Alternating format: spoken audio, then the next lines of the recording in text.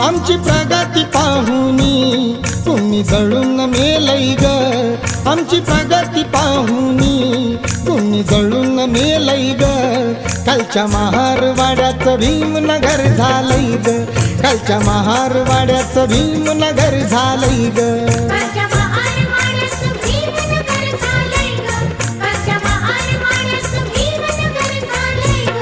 गाव कुसाच्या बाहेरचं रूप बदलून गेलंय ग, गाव कुसाच्या बाहेरचं रूप बदलून गेलंय ग.